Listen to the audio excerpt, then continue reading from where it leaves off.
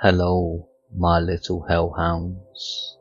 Welcome to Home of Scares. If you like the chills running down your spine and to be scared, fueled with anxiety, then join us twice a week on Tuesdays and Thursdays. And don't forget to increase your anxiety levels. Just make sure you subscribe. Sleep tight, my hellhounds.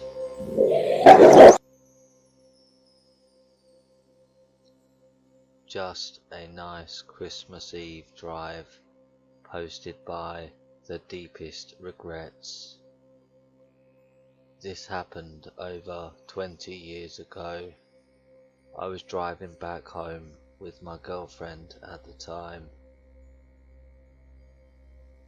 It was Christmas Eve and my mother's family used to hold a large celebration at my aunt's house, Estacada. This was my girlfriend's first time meeting with my extended family, but she got on quite well with them. We spent the majority of the afternoon and evening talking, playing poker, opening presents, and drinking an assortment of adult beverages. My girlfriend had been quite inebriated by the time we had to leave, therefore I'd be driving us home. It was around 11 p.m. or so. I was driving my girlfriend's car along Highway 211. Now, this stretch of road is surrounded by farms and dense patches of forest, and parts of it are unlit, but nothing to fear. I grew up in this area, so I knew this road like the back of my hand. The both of us were just driving and talking away, just two young lovers making the most of our moment together.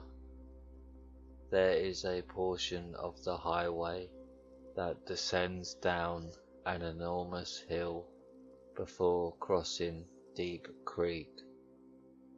Surrounding both sides of the road are thick forests. There are no lights. The only thing we could see was the area directly in front of our headlights. I drive down the hill, cross the bridge, and uphill through more forest. It's as the highway starts to flatten out that it happens. Something sprints across the road so suddenly that I almost hit whatever it was. I slam on the brakes. I turn to my girlfriend and ask her if she saw it. She confirmed that she had, but she couldn't make out what it was. Maybe it was a coyote, as they are fairly common sight in this area, but something felt off about it. Whatever it was that ran in front of our car disappeared into the woods next to the road. Coyotes don't usually just dart out in front of cars, not like that anyway. So, for some reason, I decide to check it out. I turn the car around and switch on the high beams to better light up the forest in which this thing had vanished in. I step out of the car and walk towards the woods. I don't see anything, but now it feels like perhaps I'd made a grave error.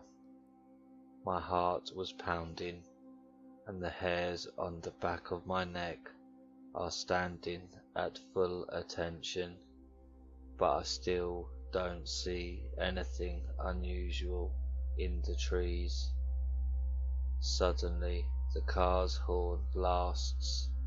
It's not a beep, beep, beep that you'd get if, say, your driver or passenger wanted you to hurry up and get in the car. No, this was a long, blaring beep. I walked back into the car and asked my girlfriend why she leaned on the horn like that. She said nothing.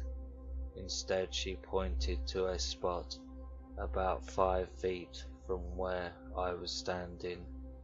I looked over in that direction, and that's when I saw it. Surely this was the thing that ran out in front of our car. It was a man. He was completely naked. His skin was covered in dirt and mud, and in one of his hands he was holding a hatchet. He looked back at us, and then he smiled and waved to us just before turning around and walking back into the forest. Needless to say, we got the hell out of there. Once we were safely driving again, my girlfriend explained what had just happened. While I was trying to look for the man in the area he initially vanished in, he circled back around and came out from another spot in the forest beyond my car headlights. My girlfriend had seen something out of the corner of her eye, and that's when she saw him. Before she honked the horn, he was walking towards me, his hatchet raised, as if making to strike me. We called the authorities once we got safely back home, but they never found anybody, or they did and just didn't tell us. But the officer we spoke to explained his theory. The man was obviously looking to ambush unsuspecting lone travellers, for Lord only knows what reason. We all agreed that my girlfriend's quick thinking saved my life, as it let my potential killer know that I wasn't alone out there.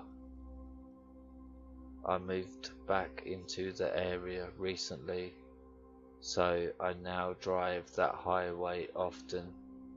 No naked hatchet man sightings yet, but I can tell you that I'm definitely extra vigilant now, especially near Deep Creek.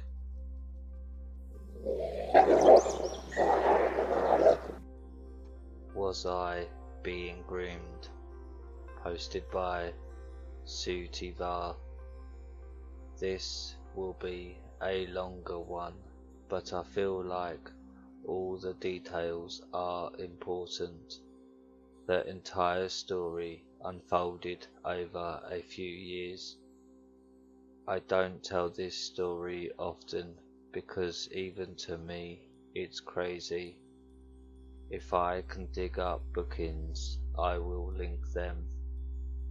I only told my mother about all of this recently, and she almost died. She very much insists I was being groomed. I don't know, but tell me what you think. I was 16 and was going through my I am a grown adult, and anyone who thinks different can screw off a phase. I'm sure I was a joy for my parents at that time. I had been looking for a part-time job when I had gone into a new clothing store and I saw her. I will call her Betty. She recognized me and asked what I was up to, and then offered me a job on the spot, which I was so excited about. A little background. My parents were very young when they had me, weren't even proper adults yet. I'm talking about Mum, 15, and Dad, 16. They had gone to high school with Betty and had known her and her family for a long time. Betty was a troubled person. Tough girl, but troubled. When I was very young, my parents had gotten news that Betty had been arrested in Vegas for prostitution. At this time, she and her family were not on great terms, so my parents, the gems that they are, go and bail her out, let her stay with them and get her to her court dates. Anyways, she had offered me a job at the clothing store and mentioned something should have set off alarms.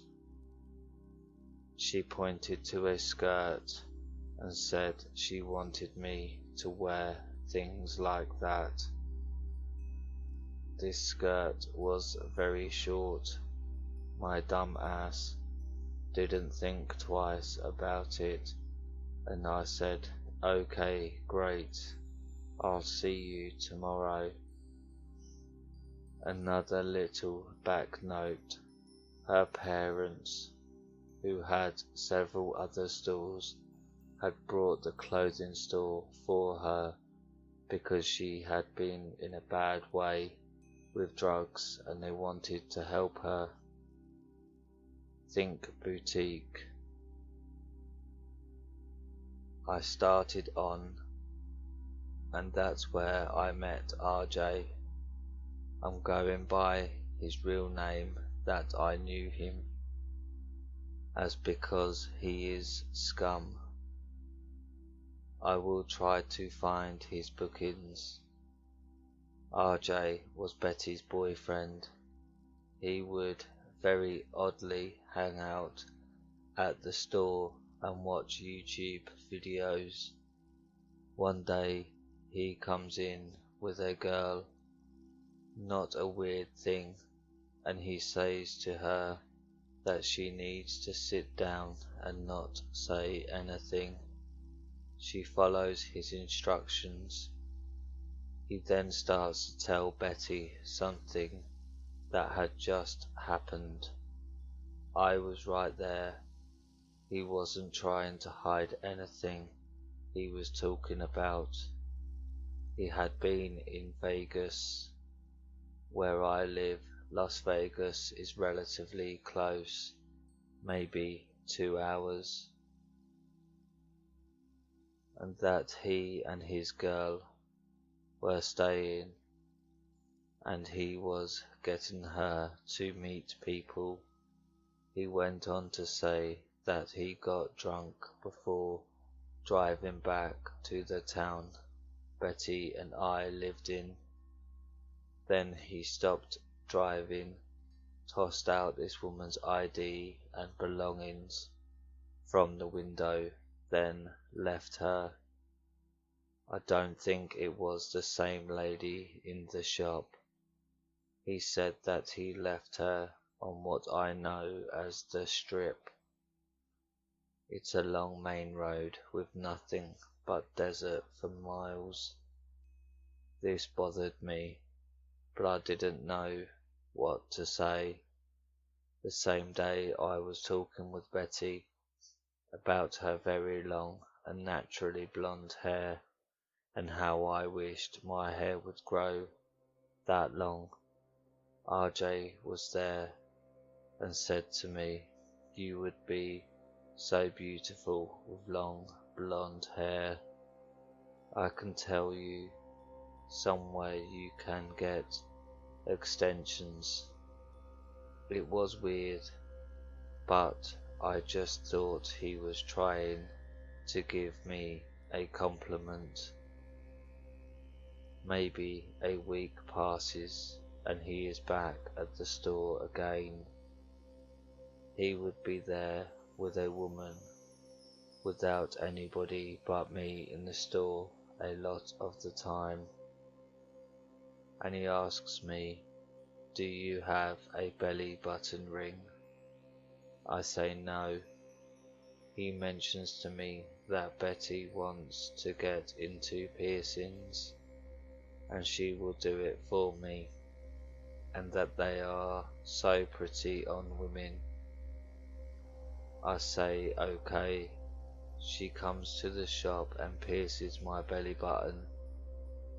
The following day I was working alone. Small shop, like I said, think boutique, maybe smaller. I had an order come in. When I would get them, what I was instructed to do is take all of the clothing out of the bags, put a price tag on it, finally hang it up. So I did. RJ came in, and that wasn't uncommon.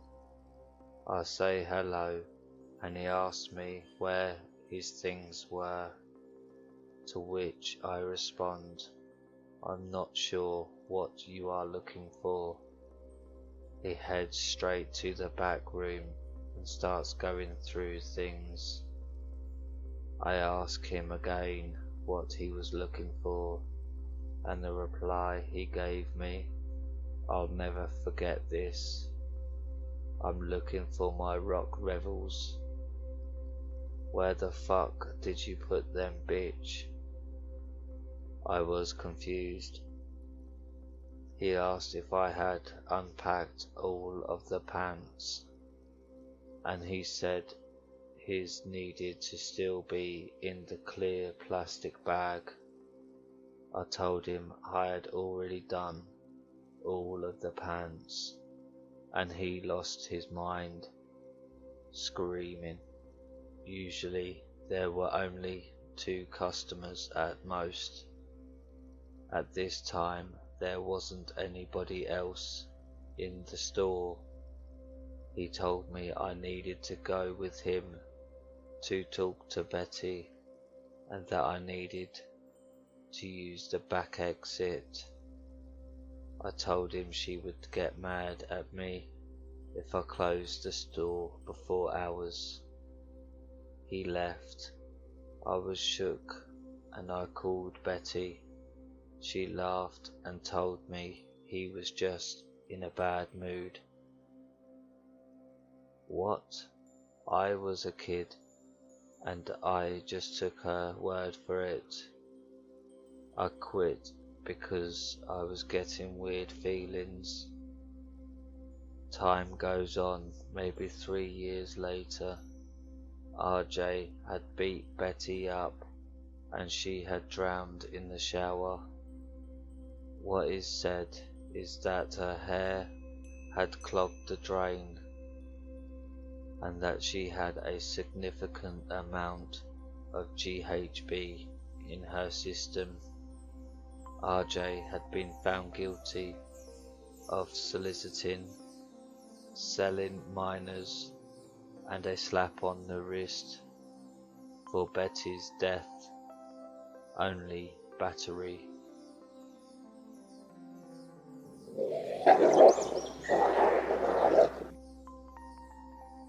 The Peeping Eye, posted by Hume130794.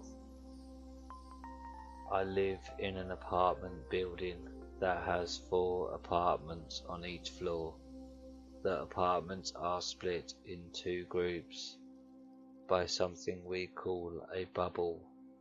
Basically 2 apartments share this bubble, and there is a metal door guarding them before each tenant goes to their own doors.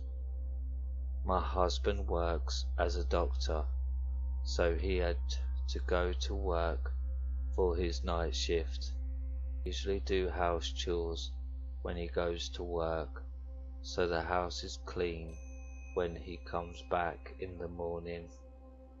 I turn on the Scary Stories podcast on my Xbox and do my work.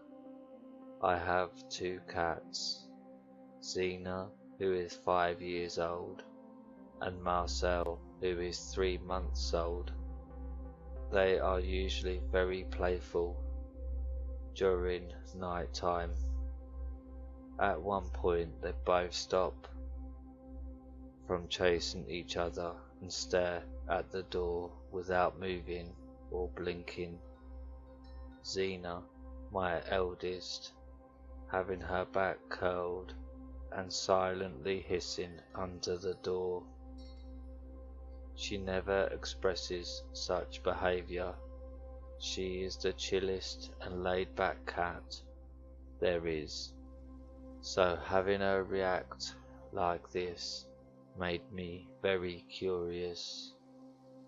At the same time, one of the stories that I was listening to was about home invaders and how most of the times said invaders will check on the houses they want to break and learn the owner's schedules and such before breaking in.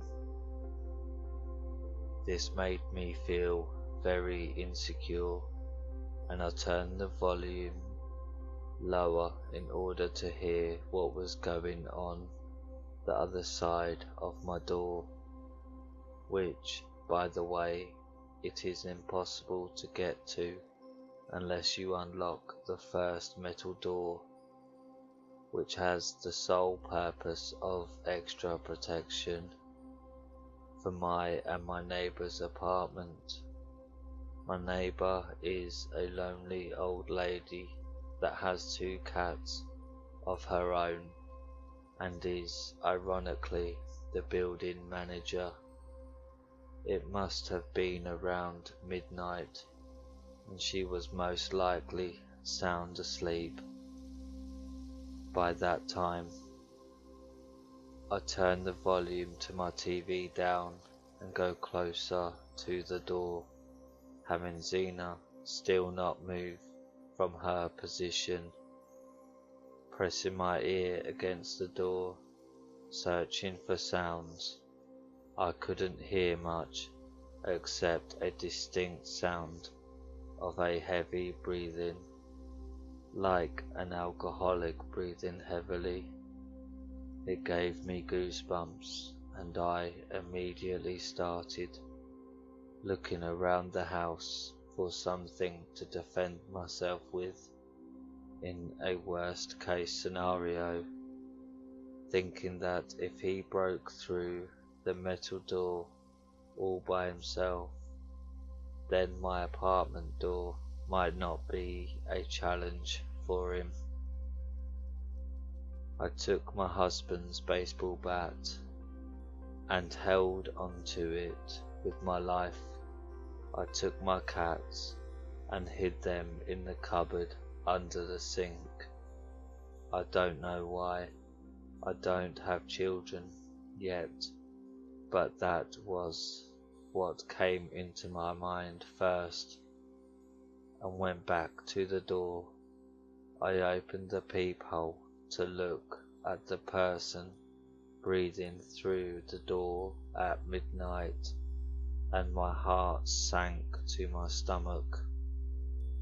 All I could see was an eye, a very veiny, red and popped out eye, staring back at me right into my soul, followed by repeated and faster breathing, as if it knew I was watching back. I didn't move or make a sound, hoping that it would make the creep go away, but that was not the case. Even when I moved back from the door, I saw the doorknob moving frantically. He was trying to get inside, murmuring something that I couldn't make out, as if on a frenzy. I freeze, holding the baseball bat to my shoulder level, basically preparing myself to bash out this guy's head if he managed to get inside, as he was trying desperately to get inside, fighting with both the doorknob and the keyhole. Because I could hear noises coming from the keyhole, an idea came to mind. I rushed to the living room, which was very close to the entrance door, and blast out the Scary Story podcast. Luckily, the specific story was narrated by a man with a very heavy voice, and from the outside it almost sounded like there was someone inside the apartment having a conversation, mostly a monologue. I live in a country where English is not a native language and few people speak it. At last, what I prayed would work actually did. The moment I blasted the volume to the max, the doorknob stopped moving. The breathing ceased, and as I went back to the door and checked the peephole for that creepy man, he was no longer there, but the metal outside door was wide open. Of course, my neighbour only now wakes up from my podcast, basically screaming in my house, asking me to turn it down. I tell her what happened and how come she hasn't heard anything. She said she had her TV on as well, as she sleeps with it on, so she doesn't feel alone, and didn't hear the commotion going on the hallway between our apartments. We both examined the metal door, asking each other if we left it open. Even called my husband at work to ask him the same thing, and he told me he locked it twice, as usual.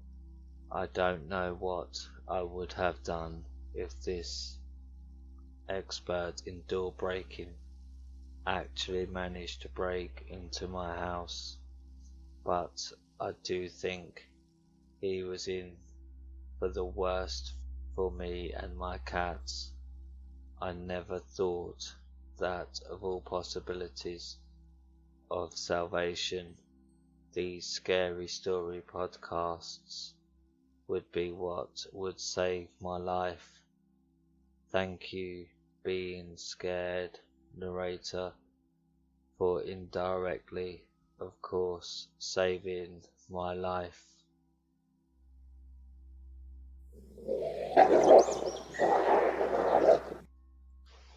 The Camper in the Shade, posted by botanicallyaberry.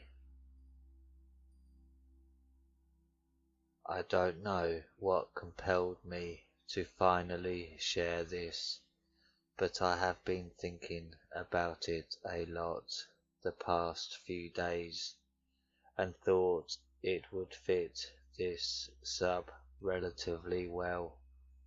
I'm one of those long-time lurkers who has been sitting on their own story for ages, but I finally got around to writing my experience down and hope someone out there finds this interesting to read. Apologies in advance for the length. I have a lot of thoughts about this, as it was the first and only time I felt legitimately afraid for my life. When I was about 8 years old, my parents were going through a divorce, and me and my older sister used to spend a lot of time at our grandparents' house. It's a long ranch-style home on a corner in a very nice neighborhood that's a 10-minute walk from a gas station, grocery store, and a few fast food restaurants. The streets are long and lined with well-manicured houses, cradled by big, thick California valley hills all around. We were never very wealthy, but my grandpa bought it as a fixer-upper many years ago, and the property value has skyrocketed since then. As you can imagine, it's a very safe spot, and although there weren't many other kids in the neighborhood, it wasn't uncommon to see neighbors walking their dogs or pushing a stroller down the sidewalk outside our house. Although my mum was especially protective all our lives, this particular neighborhood was densely populated, and my family knew just about everyone who lived there. She grew up in that neighborhood herself, so she was understandably trusting. She would once in a while let me and my sister walk to the Rotten Robbie gas station on the other end of the block to grab a snack. I would always get a ring pop, and my sister would grab a Three Musketeers before we made our way back home. My sister was about 11 at the time, and this small amount of freedom was a really big deal to us. Nothing compared to walking down the street all by ourselves in the summertime, laughing and joking around, a couple dollar bills in our pockets. I felt like I owned the world. The one oddity I ever noticed around the neighborhood was a small camper parked on the side of the road opposite to the gas station, right along the back side of the fence of another house. It sat there in the shade like a permanent fixture, all the windows constantly covered by opaque beige curtains. I can't explain why, but it always gave me this deep sense of foreboding when I'd pass it. I was almost positive someone was living inside it, because at times I'd hear the air conditioning running as it sat stagnant in the same spot. The hairs on my neck would always stand on end as I passed it, particularly as I passed the camper door, and I'd always keep an eye on it for the fear that one day it would swing open just as I came to pass by. I think what bothered me the most was a drawing taped to the door from the inside. It was extremely messy, a sketch of odd lines in a brown-coloured pencil that was frustratingly indiscernible. I could see the outline of something, a vague shape, but could never make out what it was intended to be. I never had the nerves to stop and stare long enough to really investigate, but each time I walked by, I'd steal a glance. A year prior to the incident I'm about to describe, I was walking with my mum past the camper in the shade. We had just gone to the park nearby and unfortunately had to pass the camper before we could cross the street and continue walking. I didn't want to seem afraid, so I kept on walking right behind her and didn't object when she walked past it. This time I felt a little more brave. I was frustrated not being able to decipher the drawing for so long, and while my mum was feet away, I stopped in front of the camper door and took a moment to really look at the drawing. Upon closer inspection, the paper was filthy. I remember doing a project in elementary school where we soaked printer paper in black coffee to make it look aged, and that's what it reminded me of. My mum walked on without noticing I'd stopped following her, but my eyes stayed fixed on the indistinct mass of dirt-caked scribbles until I could make out what looked to be a tiny, malformed face. My stomach turned. I immediately felt cold and disgusted as my eyes trailed over the rest of the image. I don't know what kind of creature it was at the time, but now I can look back and say the drawing was a badly deformed fetus inside a mass of large, perfect circles, like those made by a circular ring ruler. Its face was contorted, as if in pain. It was so graphically disturbing and seemed to portray this odd sense of suffering that stuck with me for days. As a child, I didn't know how to process it, and the mental image still makes me sick to think about. I'd never seen anything like it before. Adrenaline flooded my body and my chest hurt with fear, but I selfishly thought of my glorious little trips for ring pops and said absolutely nothing as I followed behind my mum. This was in retrospect a classically terrible idea. It's one of those things you scream at main characters in movies for.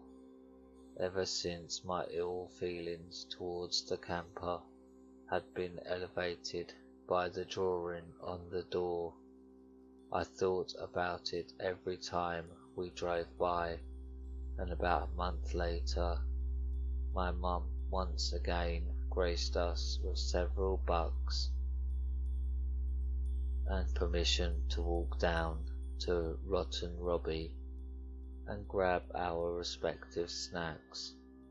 I thought about telling my sister about what I'd seen on the way there, but she was older and braver, and I was terrified she'd make me cross the street with her to check it out. It was a bright, sunny day, and I told myself with false certainty that nothing was going to happen. If I didn't acknowledge it, maybe it would go away. We walked past the camper, and it was thankfully uneventful. On the walk back, I was feeling more comfortable and was focused on opening my candy wrapper while my sister walked alongside me. We passed the camper a second time, but I didn't give it half as much thought as the first time. I don't remember what we were talking about, but I recall being interrupted mid-sentence as my sister softly yet firmly said my name. There was a distinct fear in her voice that immediately set me on edge, like a bucket of ice water. All my senses heightened, and I became aware of everything, including the sound of haphazard footsteps about 10 feet behind us. It was accompanied by a heavy rustling sound, like a heavy backpack, and nervously I half turned my head to look. A man with a long, unkempt beard and wearing many layers of ragged clothing stood behind us, eyes unmistakably burning into our backs as he walked. His movements weren't normal. It was a drunken shuffle, like each of his feet were unimaginably heavy and needed to be moved on one grand effort at a time. His shoulders were skewed, head tilted downwards, with a strange arc of his neck. I could hear his shoes scraping the gravel with every step, but rather than seemingly genuinely intoxicated, it was as if he was intentionally meandering our direction like a zombie, with the direct effort to frighten us. Behind him, I saw the camper door was wide open. For the first time in all the years we'd spent living there, and realized this was the man who had been living inside. "He's following us," I choked out, my eyes filling with tears. My mind was spinning as I stared straight ahead again, the wide street and sidewalks abnormally empty all around. My sister grabbed my hand. She squeezed it hard enough to hurt. Without looking my way, speaking carefully under her breath, "On the count of 3, we race home," she told me in a very serious tone of voice. I couldn't reply through the growing lump in my throat, but every single cell in my body understood. We had to put some distance between us and this man as quickly as possible. She began to count steadily while we walked faster, and the most terrifying part is that he started running before we even had a chance to.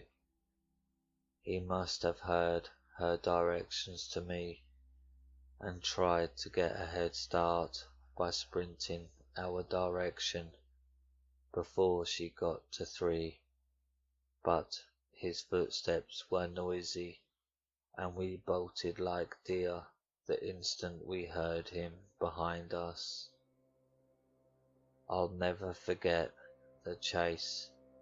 Felt exactly like you imagine in your nightmares. The fear your pursuer is inches away from grabbing your arm or a fistful of hair. I pictured myself being dragged into the van with nobody around to see or hear me. We ran so fast we didn't even have the breath to scream, and peering back behind me about 10 seconds later, I saw him running our direction with absolutely none of the impairment he showed with those zombie-like steps moments before. I think back on it now, and he may have been deliberately pretending to be handicapped to lower our guard so we wouldn't start running. The thought is terrifying, but I can't rationalize it any other way. We made it to our grandparents' house, and without looking behind us, yanked open the stubborn old door before slamming it closed and scrambling past their excited dogs to get as deep in the house as possible. I don't even think we locked it, as our main goal was getting within the line of sight of any adults as quickly as possible. My mum was talking to my grandpa at the table and gave us an amused look when we bounded into the living room. Since we were kids, running around wasn't anything out of the ordinary, and she didn't ask what happened as we collapsed on the couch and tried to catch our breath. The inside of the house felt so safe and felt in such good spirits that I didn't even want to bring up what had just happened. Like waking up from a nightmare you didn't want to talk about. I was desperate to go back to normalcy. I wanted to forget it entirely, to unwrap my candy and act like everything was completely normal for the sake of my own sanity, and that's exactly what I did. I asked my sister a few years back if she remembered the incident. I'm 25 and she's 28 now, and her response was strange. She remembered immediately without the need for me to provide details, but she quickly waved it off and insisted he had to have been a bored homeless man looking to spook some kids walking home with no real intent to harm anyone. I don't know. I'd like to believe it's some innocent misunderstanding, but like they always say about gut feelings, they're rarely wrong. I feel in my soul that he wanted to hurt me and my sister that day. I never told her or anyone else about the strange drawing on the door, and I'm not sure if my sister saw the open door and connected him to the camper or not. It's one of my biggest regrets, as I would hate for any other children to have been less fortunate after innocently walking past the camper in the shade. I believe he may have chosen a spot between the park and the gas station deliberately, due to the number of children walking around the area. I never saw the camper again a day or so after this. I'm not proud of how I handled this and would encourage anyone who finds themselves in a similar situation to contact authorities immediately for the safety of others around. I don't know if maybe this whole story comes off as melodramatic, but it was very real and very frightening in a way I can't forget. So, possibly deranged camper guy by the gas station, whatever your intent was, let's not meet.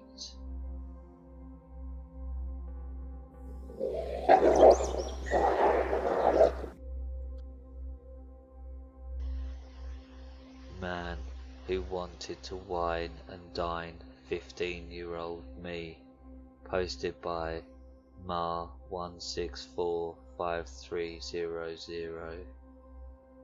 I haven't thought about this in years. I don't know what made me remember this repressed memory of mine, but here we go. As a 15-year-old girl who wasn't the shiniest coin in the jar, I very much craved the attention of guys. I didn't date at all until I went to college. No guy at my school really showed any interest in me. The ones that I thought might never made a move either. So I found the Whisper app. On the Whisper app you can anonymously post your thoughts and feelings, where basically anyone around the world can see, as well as people who were only a couple of miles away. In fact, there's a separate tab to look at whispers from your area. You can heart people's posts, reply to them, or direct chat with the person. You can choose what info about yourself is available to be seen when someone decides to direct message you, such as age and gender. I chose not to make that information public. I don't remember what I posted, but someone DM'd me. Their info didn't say much either, besides their gender. I was obviously very naive and assumed that it was a guy my age who wanted to talk to me, because the words he chose and how his messages were written made him seem younger. He asked some questions about me, like how old I was, my interests, what I did for work, etc. I answered those questions. He also asked to see a picture of me. I sent him a picture. He told me how beautiful I was and how I was out of his league. He would dodge questions about himself. He would say that he was boring and that he wanted to talk about me. I eventually managed to get him to send a picture of himself. You guessed it, mid-40s man. I was surprised he sent an honest picture of himself, but at this point I was very understandably freaked out.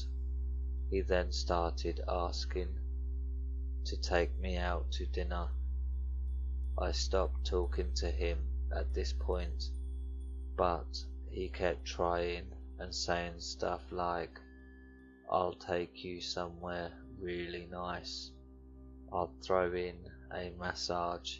I figured out you could block people, so that's what I did, and I didn't really think much of it after that. I basically forgot about the conversation after I fell asleep that night. A couple of weeks later, I was at work and it was slammed. The checkout line was starting to wrap around the small store I worked at. There was only one line, but 2 checkout registers at the counter at my work. I had just finished checking out a large order, and I kinda just looked up to see how bad the line was, and if it seemed like it was going to calm down soon. That's when I made eye contact with a familiar face. I couldn't quite place it at first. Then the man smiled and silently mouthed, "Hi, OP." The image he sent me in the chat immediately flashed in the mind, and I felt my stomach drop and my heart race. I was fucking terrified and really didn't want to check this guy out, so I made sure to check out people way slower than I normally do. My co-worker checked him out, but I could feel him staring at me. He even tried to wave me goodbye as he left, and I refused to even slightly turn my head in his direction. As soon as it calmed down in the store, I went to the bathroom and had a huge panic attack where I nearly threw up. When my mum came to pick me up from work, I very closely watched the side mirror to make sure we weren't being followed by anyone. After that day, I stopped answering DMs. If it wasn't someone who wanted to have an actual conversation about something I posted. Long story short, monitor your child's online activity.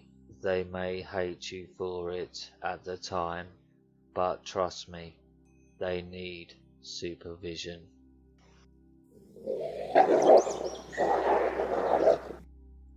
Mutilated house cat may have saved my life. Posted by Shlongzilla69. Hi everyone, I'm not sure how to best get this out there, so I'm going to start off with some background on where I'm from. I grew up in a small town with no more than a few stoplights and a few thousand residents in the Great Basin Desert of the western US. For those that have never been, you cannot begin to understand just how vast and isolated you can become in my home state. It is a breeding ground for strange people to hide out from the law, keep to themselves and do whatever it is they want to remain secret. As someone who frequently spends days exploring isolated vast stretches of desert, hours away from cell service in some cases, I unfortunately have a few stories where I was held at gunpoint or thought I was going to be taken, but those are for another time. This is my earliest encounter with someone I wish I never met. The valley where this story takes place is one where they found a family murdered just a few months prior to my encounter. I didn't know this at the time, and while probably not connected, it gives you a feel for what happens in the desert. I was roughly 12 at the time, 22 male now, and was with my mum and 3 younger brothers. My dad and uncle were prospecting for gold, and we got bored, and so we thought we'd go hike down into the valley to the abandoned miner's shack, probably 2 miles away. No biggie. We've done this many times to pass the time, and it's cool to see the old ruins. Note, my dad and uncle had the pistols, we didn't. We get down there with no issues, and the shack looks clearly abandoned and in disrepair. It looks to be from the 1930s and is kinda resting on a small hill with a dirt road leading to it. We go inside to explore, and all is good till I see on one of the old shelves brand new canned goods, fresh paper wrappers and all. I thought to myself that it was odd, but figured some backpackers must have left them for the next guy. Boy, was I wrong. We keep exploring this house until I come into a room and see something that I will forever remember. That feeling you get when you instantly know something is horribly wrong. That struck me hard. That room had a fresh house cat hung from the rafters of the ceiling, with its abdomen split open, intestines hanging out. It had to have been only a few days old. I never let my mum or my brothers see it. I just ran to the room they were in and said, "We've got to go right now." I just said I had a bad feeling because of those cans. We get out of the house and we're about 50 feet away when my brother insists he needs to go to the bathroom. I didn't tell them what I saw because I knew it would freak them out, and he just had to go. So here we are, a baseball's throw away from the house, and my brother is going to the bathroom. Just as he finishes, from the back side of the hill the shack is on comes an old white beat up van, and I remember thinking, this is it. I will never see my dad again. They'll never know what happened to us. Out of the van, I remember vividly seeing 4 men step out and look in our general direction. I picked up my youngest brother, and my mum and the other 2 brothers all took off running. I've never felt more scared in my life. I didn't dare look back to see if they were trailing us. I couldn't make myself. After what feels like forever, we finally get out of the valley and meet up with my dad and uncle. We tell them our story, and we get the hell out of there. To this day, I still can't help but wonder if I'd be alive today had I not seen the dead cat before those guys got to the shack. So, to the men mutilating cats in the desert, let's not ever meet again.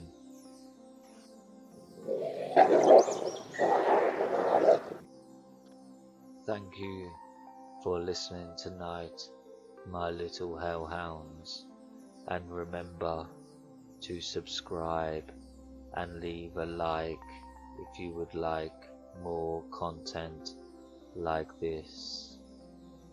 Sleep well, hellhounds.